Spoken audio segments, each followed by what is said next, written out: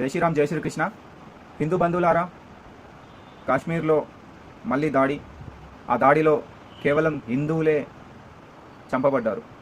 మరి ఈ హిందువులు ఎందుకు చంపబడుతున్నారు? హిందువులు అంటే ఎందుకంత వారికి ద్వేషం? టెర్రరిస్టులు లేదా నక్సలైట్లు లేదా ఇంకెవరైనా కూడా కేవలం హిందువులనే టార్గెట్ చేస్తున్నారు ఎందుకు? నేను ఒక సంస్థ గురించి ఈరోజు ఈ వీడియోలో చెబుతున్నాను.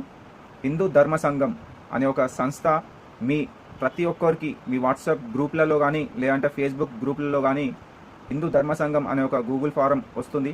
ఆ గూగుల్ ఫారంలో మీ డీటెయిల్స్ ఫిల్ చేసి మీ స్థానికంగా ఉన్నటువంటి జిల్లా గ్రూప్ ఉంటుంది, ఆ గ్రూప్లో జాయిన్ కండి.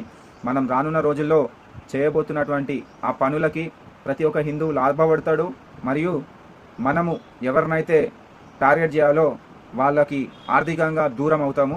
సో అప్పటికి వాళ్ళకి తెలిసి వస్తుంది, హిందువులు వాళ్ళతో బిజినెస్ చేస్తున్నప్పుడే, హిందువులు వాళ్ళతో సామాన్లు కొంటున్నప్పుడే, హిందువులు వాళ్ళతో సహకరిస్తున్నప్పుడే వాళ్ళ బతుకులు నడుస్తాయని. సో ఇదే స్ట్రాటజీతో మనము ఈ హిందూ ధర్మ సంఘంతో పని చేయబోతున్నాం. మీరు చేయాల్సిన పని కూడా ఇందులో చాలా ఉంది. ప్రతి హిందువుకి ఆ గూగుల్ ఫారం పంపించి ఫిల్ చేపియండి. వారి యొక్క జిల్లాల పరంగా ప్రతి ఒక్క హిందువు ఆ గ్రూప్లో ఉంటాడు. జిల్లాల వారీగా ఏం చేయబోతున్నాం అనేది కూడా త్వరలో మీ ముందుకు తీసుకొస్తాము. కొన్ని రోజులు వెయిట్ చేయండి. జస్ట్ ఈ 2025 లోపలనే మనము చేస్తున్నటువంటి పనికి ప్రతి హిందువు లాభపడతాడు. మీ దాకా వచ్చినటువంటి హిందూ ధర్మ సంఘం గూగుల్ ఫారంని ప్రతి ఒక్కరు ఫిల్ చేయండి. హిందూ ధర్మంని కాపాడాలనుకుంటున్న వారికే ఈ అవకాశం, తప్పకుండా వినియోగించుకోండి. గూగుల్ ఫారంలో మీరు ఫిల్ చేస్తుంది కూడా కేవలం చిన్నపాటి మీ డీటెయిల్సే, పూర్తి వివరాలు కూడా కాదు. ఇది దాంట్లో మన చిన్నపాటి వివరాలు ఇస్తున్నాం.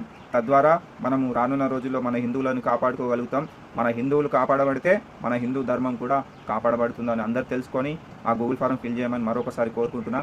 జై శ్రీరామ్, జై శ్రీకృష్ణ.